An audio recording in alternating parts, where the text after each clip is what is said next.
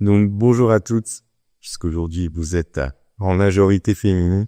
Bienvenue pour cette petite conférence qui, tout en simplicité, vous propose de découvrir ce qu'est la géobiologie. En tout cas, une des facettes de la géobiologie, parce que chaque géobiologue va travailler différemment.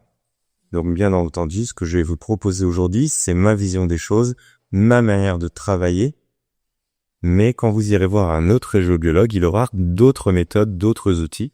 Et c'est ça qui est extrêmement intéressant parce que c'est très riche et marne.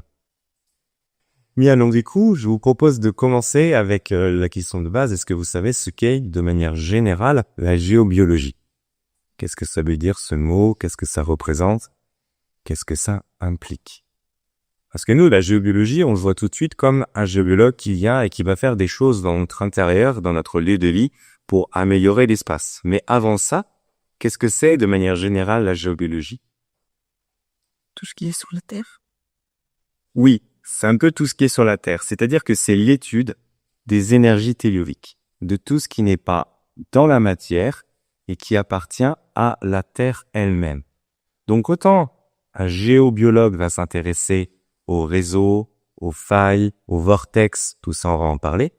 Mais ça va au-delà de ça parce que dans la géobiologie, on peut intégrer tout ce qui est esprit, énergie de la nature et plein d'autres éléments à partir du moment où ils ne sont pas incarnés. D'ailleurs, quand on fait la géobiologie, un des premiers aspects que l'on prend en compte avant même de s'intéresser aux réseaux et aux énergies terrestres, ce sont déjà les âmes, les entités qui peuvent venir polluer un lieu. Parce que ça fait aussi partie de ce travail général, de tout ce qui n'est pas incarné, mais qui appartient à l'énergie terrestre. Pour certains aspects, on prend en compte les énergies célestes, mais principalement, la géobiologie reste quand même sur la Terre pure. Est-ce que c'est OK pour déjà cette approche? Non, mais pas sous la Terre. Les réseaux et ces éléments sont en partie sous la Terre, mais ils émanent vers la surface. Donc tout dépend de ce que tu appelles sous la terre. C'est certain que quand on va parler de failles, de cours d'eau, oui, c'est sous la terre pour la plupart du temps, à part si on a une maison sur pilotis sur une rivière. Dans ces cas-là, on n'a pas besoin d'avoir affaire à un géobiologue pour les savoir. Donc oui, on va aller chercher ces énergies qui sont sous la terre de notre point de vue, mais ça reste des énergies terrestres. Ces énergies, où que l'on soit, au-delà de notre habitat, elles ont une influence énorme sur notre propre harmonie dans tous nos aspects. Elles peuvent influencer notre santé, elles peuvent influencer nos humeurs, elles peuvent influencer tous nos aspects. Et selon où est-ce qu'on va se situer, déjà au quotidien, on peut avoir des ressentis différents. Quand je vais sur un site sacré, ce qu'on appelle un site sacré, souvent c'est des endroits où ont été établis des temples. La plupart du temps, les temples ne sont pas mis là par hasard. Quand je parle de temples, bien sûr, je parle de temples de différents cantiers, mais nos églises et nos cathédrales sont bâties sur d'anciens temples. Il y a eu toute une période où il y avait cette connaissance des réseaux et des énergies telluriques. Et les temples étaient, à 99%, bâtis sur ce genre de nœud. Pourquoi je vous dis ça? Parce que déjà, vous, quand vous allez vous diriger dans un de ces sites, on oublie complètement l'aspect religieux, on y va juste avec notre ressenti. On peut déjà sentir une vibration différente quand on est dans un de ces lieux ou quand on est au tout venant. Si on oublie cet aspect vraiment de site établi, quand on se promène, il y a des endroits où on se sent bien et des endroits où on se sent moins bien quand on est à l'écoute de nos perceptions. Eh bien, très souvent, c'est dû à ce genre de manifestation. Est-ce qu'on se trouve au niveau de l'artère, des réseaux, des croisements, des vortex qui nous font nous sentir bien parce qu'ils nous élèvent et au contraire moins bien parce qu'ils nous accueillissent? Est-ce qu'on se retrouve confronté à des énergies, des entités, des âmes? Voilà. Tout ça, c'est le monde invisible et tout ça, c'est la géobiologie. Donc, c'est pas exclusivement observer des réseaux et éventuellement les barrer. C'est vraiment tout cet aspect qui doit être pris en compte. Mais la géobiologie moderne va aussi rajouter quelque chose que les anciens ne faisaient pas pour la simple et bonne raison que ça n'existait pas à l'époque. C'est de prendre en compte les ondes électromagnétiques et l'influence de l'électricité et des appareils qui peuvent dénaturer la vibration d'un Ça aussi, ça fait partie de la géobiologie. En tout cas, de la géobiologie moderne. Donc, on n'est plus vraiment dans les énergies terrestres, mais parce que la géobiologie moderne devient ce qui impacte l'environnement de manière négative et de manière positive. C'est pas positif. Ça peut être positif. C'est ça que représente, par exemple, la géobiologie sacrée. La preuve, quand on va dans une église, il se passe quelque chose. Dans une église ou dans un temple, dans cette ambiance-là, on sent bien qu'il y a quelque chose, des vibrations qui peuvent nous nettoyer, nous purifier, nous élever. Ça, c'est du positif. Et sur une maison, autant il y a des réseaux qui vont nous affaiblir ou nous poser problème, mais il y a des endroits qu'on appelle des zones blanches ou des zones positives. Eh bien là, c'est des zones qu'on va éviter de supprimer parce qu'au contraire, elles nous amènent une belle énergie. Tout dans l'univers a ce rapport équilibré yin et yang. Et du coup, il y aura autant d'énergie positive que d'énergie négative. Vous allez comprendre quand je vais parler des réseaux. Mais quand je vais parler d'énergie positive et d'énergie négative, il faut pas le voir comme quelque chose de bien et quelque chose de mal, mais plus comme les polarités d'une pile. Il y a toujours cet équilibre. Et une énergie négative dans ce contexte, pour nous, peut devenir salutaire. Par exemple, je suis surchargé de pensées, d'émotions, j'en ai ras-le-bol. Si je vais sur une énergie positive, ça va amplifier ce bazar. Donc elle n'a rien de positif pour moi. Si je vais sur un réseau négatif, ça va absorber ces énergies négatives pour moi. Et du coup, moi, ça va me permettre d'aller mieux. Par contre, si je reste trop longtemps sur ce réseau, ça va finir par absorber d'autres éléments comme mes propres énergies et là, ça va m'affaiblir.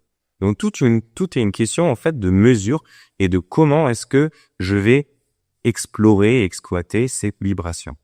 Mais c'est pas du tout une notion de bien ou de mal.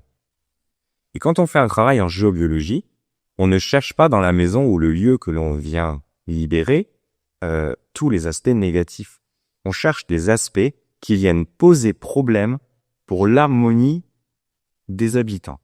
Parce que s'il y a un réseau qui pourrait être négatif, qui croise dans le salon, qui ne gêne rien du tout parce qu'il n'y a dessus ni meuble ni quoi, on n'a aucune raison valable de le couper ou de le barrer.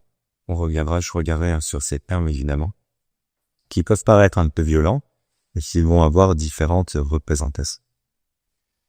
Donc voilà, de manière globale, ce que propose la géobiologie. Maintenant, je vais vous proposer de voir quelques-uns des aspects de ce que le géobiologue va aller rechercher et de ce qu'il va faire comme intervention.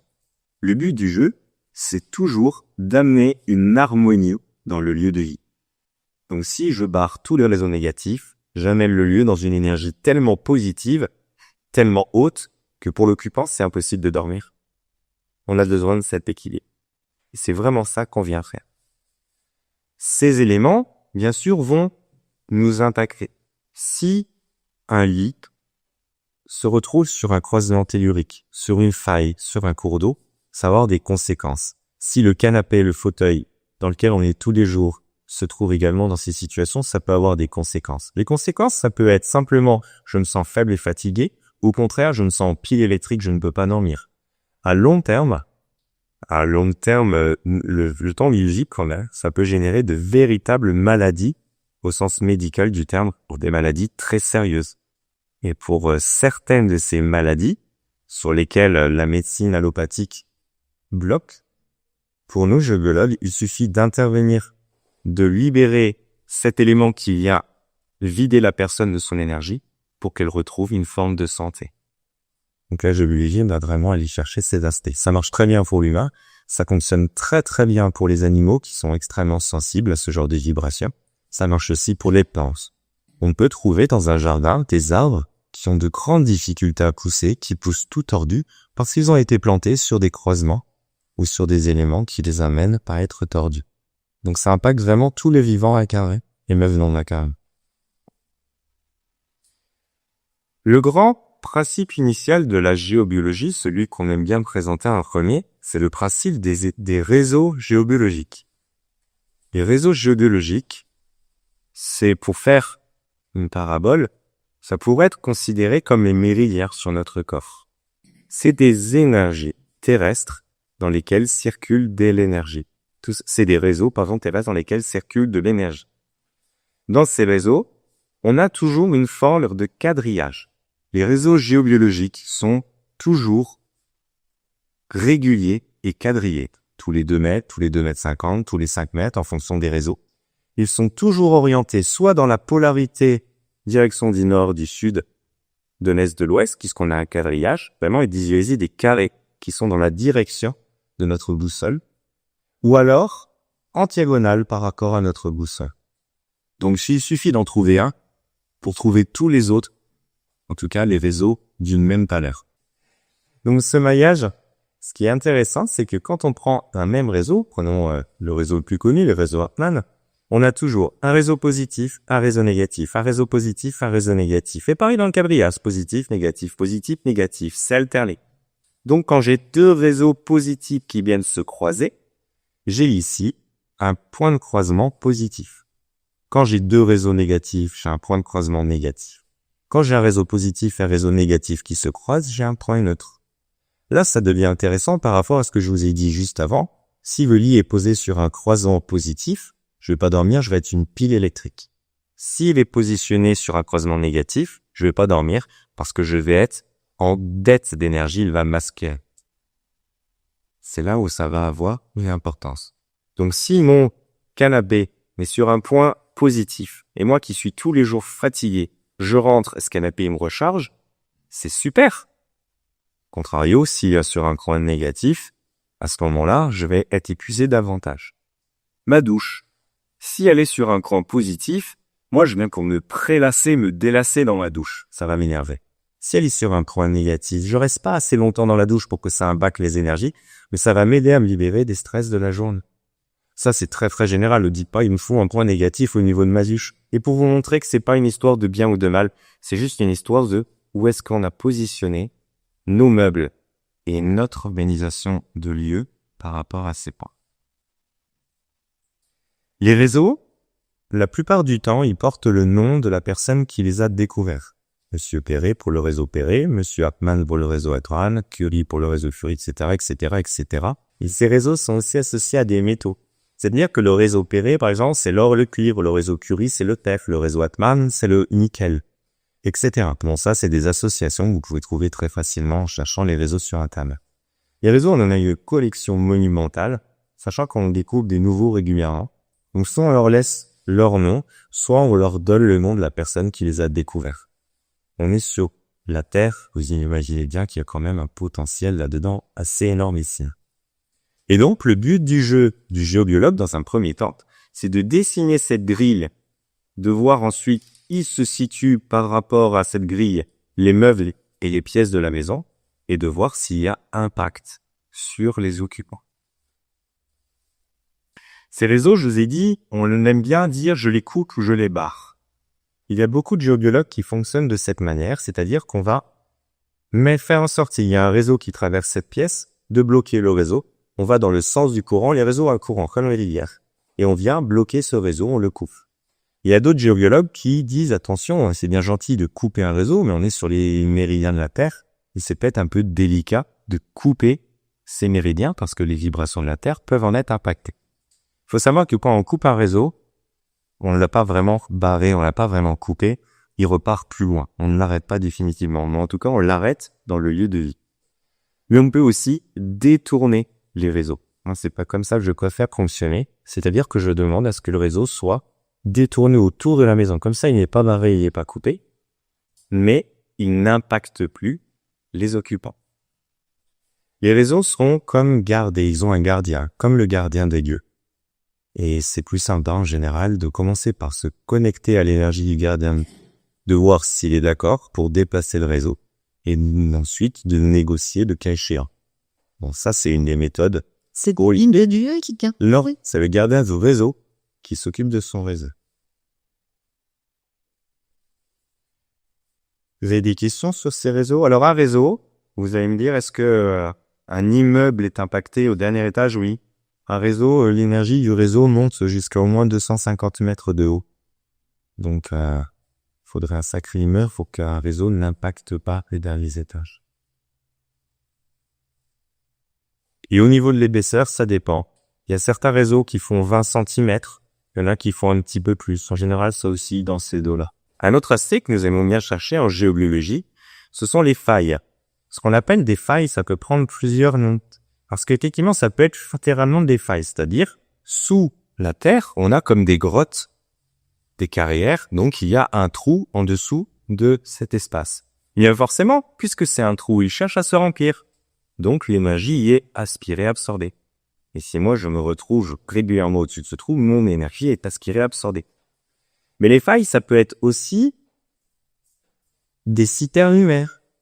Au sens où un humain a installé une citerne qu'il a enterrée et ensuite on la construit la maison par-dessus. Ça peut être ce genre de choses aussi, ce qu'on appelle un vide, une faille. En tout cas, c'est ce qu'on recherche. Dans ces cas-là, on va essayer de préciser s'il s'agit d'une faille naturelle, si elle est sèche, si elle est humide, si elle est humaine, si elle est naturelle, si elle est ventilée, si elle est enfermée. Ça, c'est des éléments, ça va prendre en compte pour savoir ensuite comment agir et comment réagir là-dessus. Le travail du géobiologue, c'est un travail de radiesthésie. C'est comme ça qu'on va pouvoir dénicher des éléments qui ne sont pas visibles à l'œil. Donc certains utiliseront leur conduit, certains utiliseront leur baguette de sourcier, leur baguette de radiesthésie, leur canalisation, ça appartiendra à chacun. Mis à part pour les appareils électroménagers, on a aujourd'hui, scientifiquement, pas encore d'appareils qui nous permettent de mesurer ces éléments. Donc on fait appel à un site de canalisation, bien évidemment. Au-delà des failles, on peut avoir des cours d'eau. Pareil, des rivières souterraines, ou alors des eaux stagnantes sous terre. Après tout, quand on creuse un puits, on tombe bien sur une rivière. Alors pour le coup, c'est pas uniquement de l'énergie. Il y a réellement de l'eau sous terre qui vient nous impacter sur notre eau. Dans ces cas-là, bien sûr qu'on ne doit pas couper l'eau qui passe. On ne peut pas arrêter l'eau simplement par une action spirituelle, mais on va couper l'énergie de l'eau. Donc l'eau va continuer de circuler, mais l'énergie ne circulera plus dans la maison de manière à ne pas impacter les occupants. Des fois, ce sont des rivières souterraines qui sont asséchées, mais il y a encore la mémoire de l'eau qui continue de circuler. Là aussi, c'est des éléments qu'on va essayer de trouver. La profondeur, la proportion du courant, si c'est de l'eau ou si c'est de la mémoire de l'eau. Tout ça, c'est des recherches à faire en amont pour savoir comment agir et réagir. Est-ce que la vitesse de hausse de casse-l'eau, ça peut avoir un impact? Oui, on mesure le débit. On mesure le débit parce que des fois, ça peut être super intéressant si c'est doux. Parce que comme ça, je vais la laisser. Et donc, je sais que c'est là. Je vais juste déplacer mon fauteuil pour ne pas être impacté. Mais je sais que si je suis surchargé, je vais la mettre là et doucement, ça va me faire du bien. Si je suis surchargé en émotion ou autre. Par contre, si le débit, c'est un courant beaucoup trop violent, là, ça peut être problématique parce que je vais pas pouvoir, ça va vite me libérer de mes problèmes et ça va aussi me décharger de ma propre énergie. Et là, ça peut générer du mal. Donc, on prend en compte le débit autant que la profondeur, autant que ça passe. On va aussi aller chercher ce qu'on appelle les vortex. Alors, les vortex, ce sont vraiment des sortes, alors, n'imaginez pas que c'est comme un tourbillon. Parce qu'un tourbillon, on le voit vraiment comme quelque chose de circulaire infini. Le vortex, on pourrait le dessiner comme une spirale, mais elle va avoir 3-4 aspects et ensuite, c'est tout. C'est pas infini. Et le vortex, c'est toujours double. On va avoir un vortex lévogire et on a une sorte de tuyau qui remet un vortex extrogène. Donc, on a toujours ces deux vortex. On ne doit pas couper les deux, à part si vraiment ils impactent le lieu. Les vortex, c'est un peu plus délicat parce que c'est vraiment des valeurs énergétiques très importantes pour la Terre. Donc, la plupart du temps, on ne cherche pas à les barrer, on cherche à les déplacer parce qu'ils ont une vraie valeur énergétique. Et comme pour les réseaux, les vortex ont leur gardien avec lesquels il peut être très intéressant de communiquer. Ça, c'est ce qu'on a en général dans les énergies purement telluriques. Les énergies de la Terre. Il y en a d'autres, bien évidemment, beaucoup d'autres, mais ça, ce sont les principales qu'on va déjà chercher en géobiologie. C'est un repérage sur plan. On prend vraiment un plan et on va le plan de la maison, on prend le plan cadastre, on prend le plan ensuite des meubles et des pièces. On va faire notre quadrillage, on va déjà observer, ah oui, tel croisement, tel vortex, telle faille, dessus se situe telle pièce, telle zone de vie. Mais c'est la plupart du temps des difficultés qu'il faut considérer.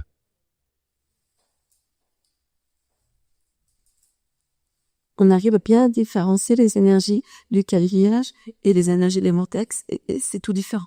Mais quand tu vas être en radiesthésie, tu vas chercher d'abord tel réseau, puis tel réseau, tel réseau. Ensuite, tu vas chercher ensuite tu vas chercher les vortex. Tu vas pas tout chercher d'un coup. Parce que là, effectivement, tu aurais un bouillon, et dans un bouillon, tu trouves aucun légume. Non, on les fait un par un. Mais on se retrouve avec un plan, avec des dessins, des couleurs sur lesquelles on a manifesté les énergies telluriques.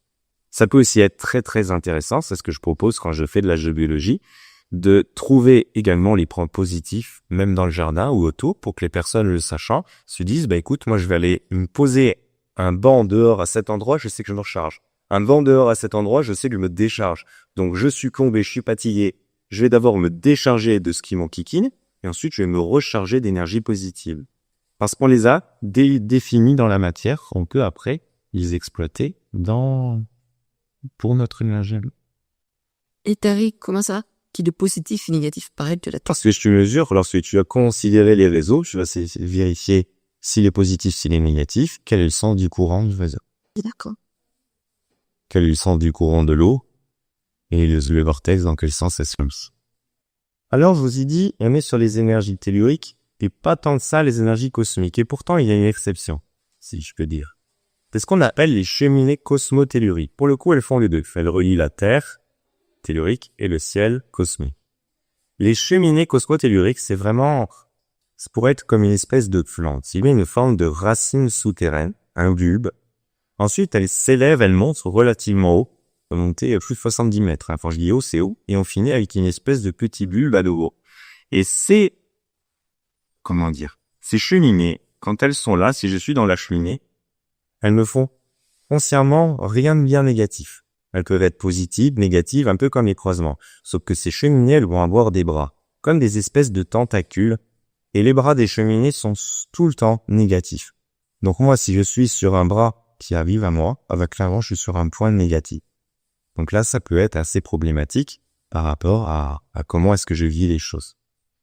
Donc les cheminées, c'est vraiment des présences, comme les anges, les archanges, les esprits de la nature. On communique avec elles. Donc le travail pour leur demander, pour les chasser, entre guillemets, c'est de leur demander positivement de partir. Les cheminées, c'est une entité, donc ça reste pas, ça peut pas. Ça reste parce que c'est des énergies qui sont hors de l'espace et du temps. Donc si tu veux, elles ne restent pas, mais pendant centaines d'années. Donc toi, tu as le temps d'y habiter à côté de la cheminée.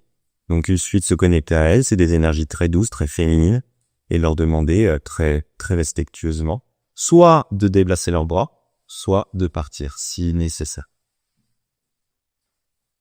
Une petite anecdote, les nids d'hirondelles qui sont mis sur les fenêtres, quand ils viennent se déposer sur les fenêtres, ça bloque l'entrée des bras des cheminées cosmotelluriques. C'est une des raisons pour lesquelles on dit que les hirondelles portent bonheur. Elles protègent le vie. Est-ce que vous avez des questions sur ces cheminées cosmotelluriques?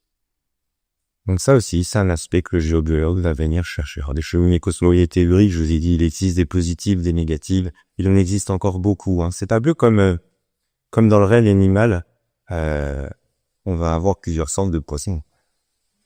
Et qu'est-ce qui fait qu'elles viennent là? Parce que les cheminées, elles flottent, elles se promènent à leur rythme qui est très lent. C'est juste qu'elles se trouvent là à cet instant. Et il y a des éléments qui les attirent. Ça peut être aussi d'autres raisons. Dans ces cas-là, c'est au géobiologue de trouver quels éléments l'ont attiré. Et il faut libérer les éléments qui les ont attirés pour qu'elles puissent... Elles viennent d'où? Elles viennent d'ici, elles habitent ici. Oui, elles ont toujours été là, au même titre que nous, au même titre que les animaux. Oui, qui se calent aussi, pas dans la terre, ça. Je vous ai dit qu'il y avait les méridiens de la Terre, qu'on peut caler, les réseaux géobiologiques. Il y a aussi des points d'acupuncture et des chakras. Des points spécifiques à tout lieu. Des points où lorsqu'on les a considérés, on a une énergie lunaire, on a une énergie solaire. Des points où on va avoir une relation avec les ancêtres. Des points où on va pouvoir purifier l'espace, où on va ancrer l'espace. Ça, c'est un travail différent et en même temps très intéressant. C'est qu'au lieu de libérer les lieux, on va chercher où sont ces points pour au contraire avantager un peu le lieu, parce que ces points, on peut y faire des actions qui vont valoriser la vibration du lieu. Donc personnellement, je fais un travail en géobiologie, j'aime chercher ces coins et les proposer à la personne pour qu'ensuite elle puisse savoir où est-ce qu'elle peut honorer ses ancêtres, si ça lui parle. Où est-ce qu'elle peut faire en sorte que le lieu soit toujours enraciné? Où sont les points des éléments, l'eau, l'air, la terre, le feu, pour qu'ils soient toujours en équilibre et que l'harmonie persiste dans la raison? Ça, c'est des choses que l'on peut faire aussi Et c'est très intéressant du coup d'aller chercher ces coins. Ça aussi, c'est un travail de géobiologue. Pour vous dire que la géologie, c'est pas uniquement de lever ou de retirer les problèmes, c'est aussi de trouver des moyens pour encore améliorer l'espace. Alors, un autre aspect, alors celui-ci, il nous enquiquine en géobiologie pour être franc, c'est les pollutions humaines. Avant de parler des ondes et tout ça, les peintures, c'est quelque chose que je prends en compte en géobiologie. Certaines peintures, vont dégager des éléments dans l'atmosphère qui peuvent être vraiment pathogènes pour les occupants ou pour les animaux. Et j'ai déjà eu des gens qui m'ont appelé pour leur animal de compagnie, et ce qui n'allait pas, c'était la peinture. Ils ont joué le jeu, ils ont réussi à décaper un mètre de peinture, il n'y avait rien d'autre à faire, le chat est reparti tout plein. C'est vraiment désolé. Le chat, c'était un exemple, parce que ça, bien sûr, ça impacte les enfants et tout. Donc il y a des fois, là, en tant que géologue, à part retirer le crépi en fer 1, on peut rien faire, mais c'est intéressant à savoir. Il y a un autre souci, c'est les champs et les pesticides. Ça aussi, c'est quelque chose qui à prendre en compte en géobiologie, parce que des fois, on va chercher des raisons énergétiques, alors que c'est simplement chimique. Mais maintenant, aujourd'hui, dans la géobiologie moderne, ça fait partie du pack. Et bien sûr, les ondes. Alors les ondes, on aime bien parler du Wi-Fi. Alors oui, le Wi-Fi peut être problématique si vous êtes électrosensible. Dans ces cas-là, on va mesurer si la box émane quelque chose de négatif et agir en conséquence. On va avoir aussi plus de courant et les appareils électroménagers. Ça, c'est des choses qui peuvent aussi impacter l'espace. Mais moi, ça me fait toujours sourire quand certaines personnes font une forme d'obsession pour libérer le Wi-Fi, mais qui font pas attention à la ligne haute tension ou à l'antenne portable qui est à côté, et qui vont émaner sur des kilomètres et des kilomètres. Et finalement, le Wi-Fi, il a très peu d'impact par rapport à ces éléments. Les éoliennes. Les éoliennes aussi sont problématiques sur le plan vibratoire. Donc aujourd'hui, quand je propose la géobiologie, oui, je vais regarder si le compteur liquide, si le micro-ondes, si la Wi-Fi pose problème.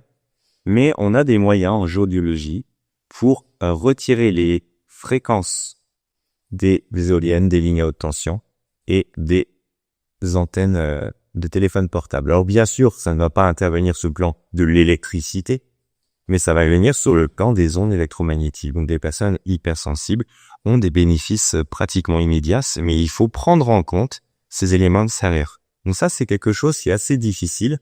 C'est peut-être la plus grosse difficulté dans la géobiologie moderne, c'est les pollutions humaines, mais c'est important de les prendre aussi en considération. Donc ça aussi, ça fait partie du travail des géobiologues, d'aller regarder déjà si tout va bien dans les réseaux. Parce que si dès le début le compteur est mal en point, c'est clair que les câbles électriques qui sont tout à l'intérieur de la maison, qui l'entourent, peuvent poser problème du coup dans la vibration. C'est la même chose pour les réseaux d'eau. Si l'eau qui vient vibratoire n'est pas bonne, mais on a quand même de tuyaux qui circulent dans toute la maison, ça peut poser souci. Et plus largement, du coup, on va voir aussi s'il n'y a pas un problème avec les lignes électriques et tout ça. On peut aller un peu plus loin. Une maison qui va être à flanc de colline, elle se prend toute l'énergie qui en permanence s'écoule comme une rivière. Ça aussi, c'est à prendre en compte.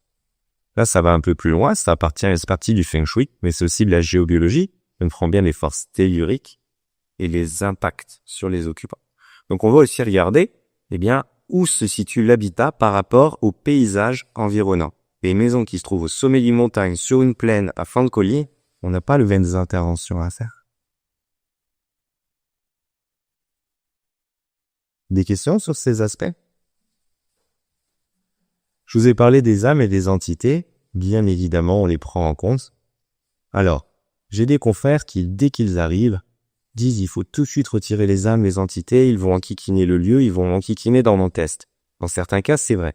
Moi, ce que j'ai pu constater, c'est que si je m'attelle tout de suite aux âmes et entités, lorsque je fais ensuite mes nettoyages, parfois ça en révèle d'autres qui étaient cachés. Et comme j'ai déjà fait les âmes et entités, je vais pas forcément regarder, donc je pars, il y a juste des âmes qui étaient là, qui sont toujours là, que je n'ai pas vues. Donc aujourd'hui, je m'ai simplement porté par mon pendule, ou mon travail de radiesthésiste, pour savoir dans quel ordre réaliser les actions. Et des fois, donc, je vais tout de suite faire certaines âmes, je vais en venir plus tard, ou des fois, je n'y touche pas pour le moment. Je fais en sorte d'être protégé pour ne pas être impacté. Je fais mon travail et ensuite, je vais libérer les âmes, les entités, parce qu'à ce moment-là, elles seront toutes révélées. Les âmes, je parle de nous, des fins, des âmes aussi du pain et les entités, de tout ce qui n'a pas une incarnation terrestre. Je n'allais pas forcément plus loin sur ce sujet. J'ai fait une conférence sur les âmes et les entités. Mais en tout cas, ça fait partie du travail des géobiologues de faire du passage là. Mais il y en a qui vivent très bien à être heureux. Il y en a qui vivent très bien avec les âmes, mais c'est comme avec les réseaux. C'est pour ça que le but du géobiologue n'est pas de tout chasser, il est de travailler pour harmoniser le lieu. C'est vraiment le mot, créer une harmonie entre l'espace et les occupants. Donc je l'ai retiré, ce qui désharmonise mon orchestre. Et au bout d'un moment, j'ai pas retiré des instruments. J'ai réharmonisé tous les instruments pour que tout fonctionne ensemble. C'est plus ça le travail. Parce que si je dois tout retirer, j'ai juste un lieu qui sera sans vie. Et là, c'est un non-sens. C'est plus une harmonie. Et alors, dans un immeuble, si un travail de géobiologie est fait pour un appartement, les appartements autour, au-dessus, en bas ne sont pas... Ça dépend sur quel plan. Par exemple, si tu es au 2e étage et qu'il y a au-dessus de toi 3 étages et en dessous, tu viens faire venir un géobiologue. Tout ce qui est réseau tellurique, tout ce qui est vortex, tout ça, c'est bon pour tout le monde. Tout ce qui est entité, il y en a dans tous les appartements, ça sera uniquement ton appartement. Et du même principe, tu peux dire, moi je suis sensible à ma Wi-Fi, mais tu vas forcément être impacté par les Wi-Fi des entourages, et ici ça devient délicat, on peut pas les semer à toutes les portes pour dire couper Wi-Fi. Dans ces cas-là, on a d'autres méthodes pour un petit peu brouiller les Wi-Fi extérieurs. Mais le travail des géobiologues sur la Terre va impacter tout l'immeuble, mais les autres aspects ne vont pas forcément impacter. Donc les autres iront un petit peu mieux, mais c'est même pas gagné, parce que si ton lit à toi n'est pas au même endroit que le lit du voisin du dessus, moi j'ai libéré les réseaux qui enquiquinent ton lit, mais je vais pas toucher à ceux de cet espace. Et à la limite, tu changes un truc, c'est bien pour eux, mais le voisin d'être deuxième âge tord plus bien, moi. Non, généralement quand on va barrer, on prend en compte le voisinage. Il y a quelque chose dont on fait attention. Parce que le but du jeu, quand je disais je déplace mes réseaux, c'était pas le renvoyer chez le voisin. C'est faire en sorte qu'il n'impacte en aucun cas les humains. Donc normalement, quand j'ai la géobiologie dans un lieu où il y a plusieurs habitations, on prend en compte le voisinage, partie des les tests qu'on fait en anneau. Sinon, ça n'a aucun sens. De libérer les personnes pour embêter les autres, c'est plus du tout du travail de lumière. Je vous ai parlé des âmes des entités. On a des portails énergétiques et vibratoires également qu'on va prendre en compte parce que c'est comme ces efforts astrales par lesquels se faufilent différentes énergies. Ça peut être des portails lumineux, ça peut être des portails beaucoup plus délicats. Alors évidemment, si je chasse les âmes mais qu'il y a un portail qui les amène à passer en permanence, à ce moment-là, c'est problématique. Donc le géobiologue va aussi regarder ces principes pour libérer les portails. Vous voyez, la géobiologie n'est pas que le travail de la Terre, c'est aussi tout ce qu'il y a autour dans l'environnement. Et encore, là je suis en géobiologie, et il y a aussi l'harmonisation d'habitat qui va être encore un autre travail.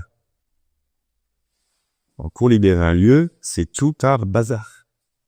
Mais on y arrive.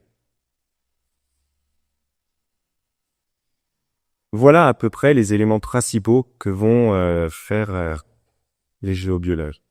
Alors pour ça, soit on va libérer les espaces, soit on va mettre en place des éléments qui vont améliorer la vie.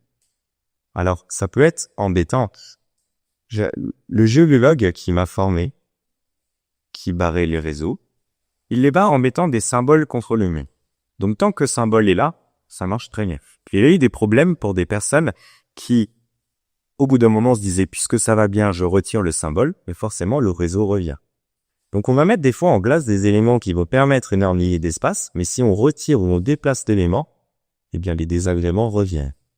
Donc le travail du géobiologue, c'est aussi de voir avec l'occupant comment est-ce qu'on doit installer des choses pour qu'elles ne gênent pas la personne au quotidien, mais qu'elles ne soient pas ensuite déplacées. C'est des choses physiques ou est-ce que ça peut être des dessins, Ça va être les deux, ça va être des ondes de forme, des dessins, ça va être des éléments physiques. Si je commence à installer des pierres pour libérer les ondes pour enraciner le lieu, la personne qui vit dans la maison a intérêt à les entretenir, à les purifier, les recharger. Elle n'a pas intérêt à les retirer ou les déplacer parce que sinon, elle retrouvera ses inconvénients. Est-ce que vous avez des questions sur tous ces aspects? Parce que là, ce que j'ai envie de vous proposer, c'est quelques petites techniques faciles à mettre en place de votre côté. Bien sûr, je ne parle pas d'aller vérifier le quadrillage, tout ça. Ça, c'est un travail plus important à faire en amont. Mais déjà, des petites astuces au quotidien, vous allez pouvoir très facilement appliquer. Alors déjà, les minéraux. La lithothérapie, c'est vraiment un des éléments fondamentaux qu'on utilise en géobiologie. Très peu de géobiologues n'utilisent pas les pierres. Je dis pas qu'on est obligé. Je dis juste que c'est quand même un outil tellement évident. C'est dommage de s'en priver. Donc, tout simple. 2 pierres faciles à trouver et relativement peu chères. C'est une labradorite, une tourmaline. Bien sûr, il y en a des milliards d'autres et vous pouvez adapter la shungite, etc. Mais déjà, la shungite est plus chère que la tourmaline. Mais vous mettez une shungite sur votre box ou une tourmaline sur votre box et vous mettez une labradorite d'une forme honorable, on va dire 2 points côte à côte dans notre salon.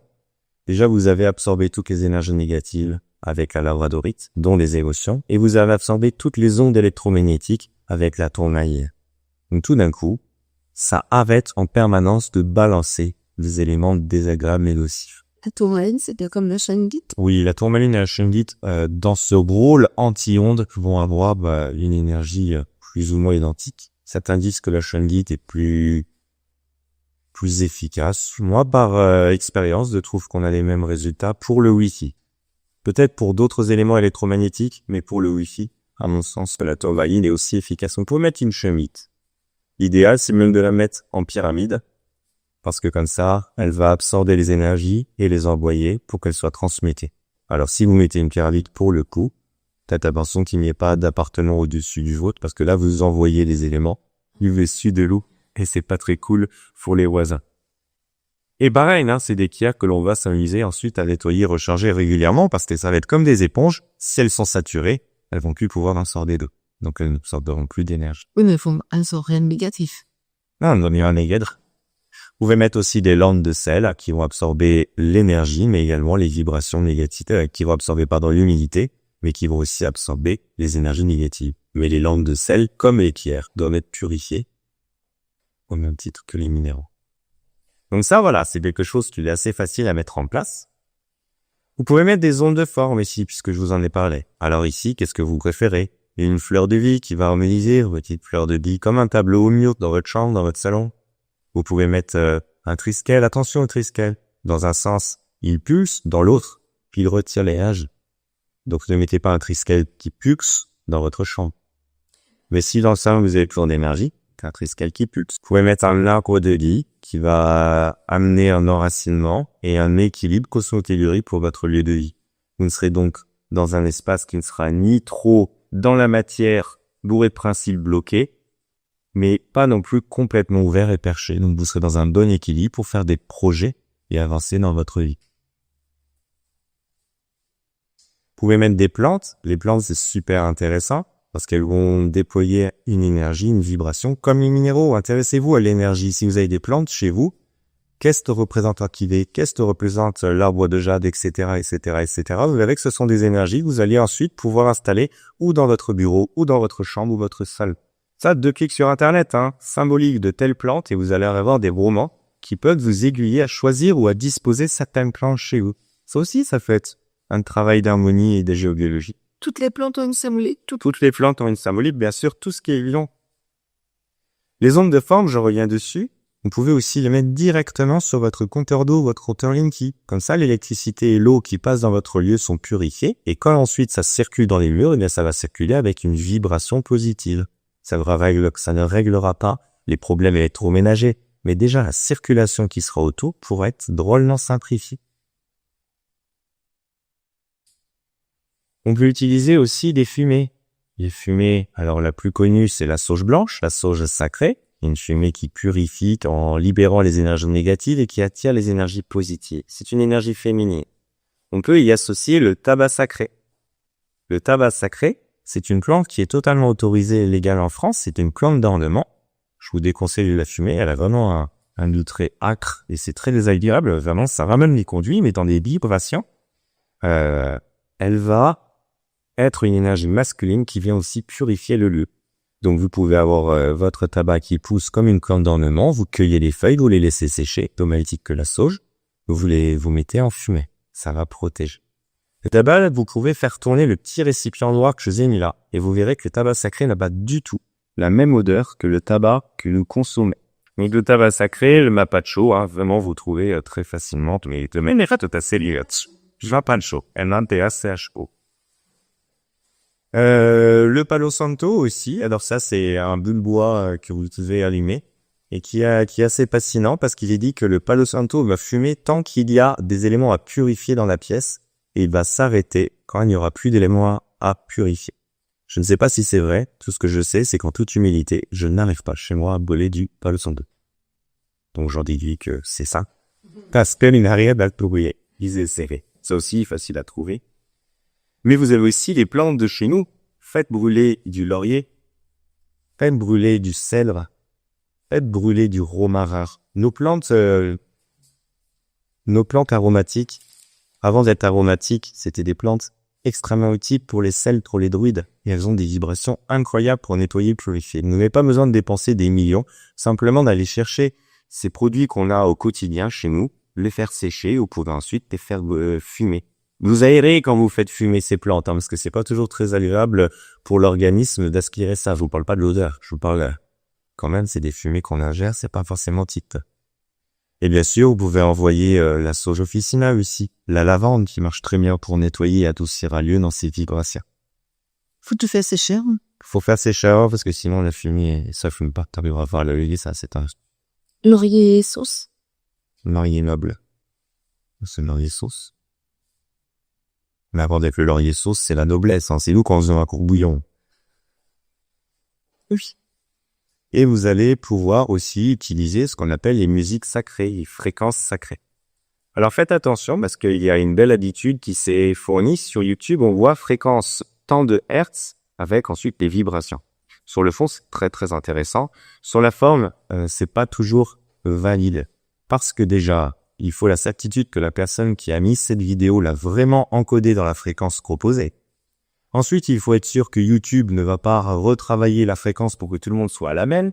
Et il faut être sûr ensuite que l'outil que vous utilisez pour envoyer votre enceinte, elle garde aussi la fréquence initiale. Donc pour travailler avec les fréquences sacrées, méfiez-vous, c'est très très intéressant. Mais c'est pas parce que vous envoyez la vidéo YouTube que vous allez avoir la fréquence qui est marquée dessus et des 3 éléments à prendre en compte. Bon, ça se vérifie facilement avec un fréquence mètre, mais en tout cas, c'est pas parce que j'ai envoyé que... Par contre, vous pouvez tricher. Vous pouvez m'envoyer la musique que vous trouvez comme ça et dire « Je demande à l'énergie représentée par cette fréquence de se transposer, de se distiller au travers de ce son. » Et même si la fréquence elle est en 440, vous voulez du 432 Hz, et la 432 Hz va venir sur le 440 pour se digeler. Mais faites la demande au lieu de vous contenter. Jetez se renvoyer. Donc voilà quelques techniques qui sont relativement faciles. Bien sûr, c'est à faire au quotidien, mais après tout, c'est comme nous, on se douche régulièrement, et il y a de nettoyer, purifier notre lieu régulièrement. Quant aux entités, si vous avez suspicion d'entité, eh bien vous devez vous demander à l'archange Michael de faire passer toutes les âmes, de libérer toutes les entités qu'il est possible de libérer. Vous allez déjà avoir un super ménage d'accompli. Vous pouvez aussi demander à vos anges gardiens. Ça mange après d'eux. Donc voilà. Pour les réseaux, pour les failles, là c'est des éléments qui sont un peu plus techniques que quelque chose qu'on fait au quotidien. Voilà, avez-vous quelques questions sur tout ce qu'on a lu jusqu'à présent? Parce qu'on a terminé cette petite présentation. Donc si vous êtes intéressé, bien sûr je propose la formation en géobiologie où vous apprenez en détail tous ces éléments et vous apprenez comment les ressentir, comment les nettoyer et les libérer. Ou alors, moi j'interviens toujours en 2 fois. Dans une première étape, je fais en amont et à distance l'état des lieux, les plans de la maison. Je fais vraiment tout ce que je trouve. Et ensuite, je mets de place pour mettre ça en application. On pourrait tout faire à distance, c'est possible. Mais si vous êtes dans un réseau géographique qui justifie moins de 2 heures de route, je viens me déplacer et vous montrer vraiment comment vous pouvez ensuite garder et maintenir et embellir mon travail. Oui, le 2 heures de route depuis Depuis 10 ans. Bisous. Voilà. Merci. Merci, ça c'est pour votre attention. Oui, je vous souhaite une très belle soirée.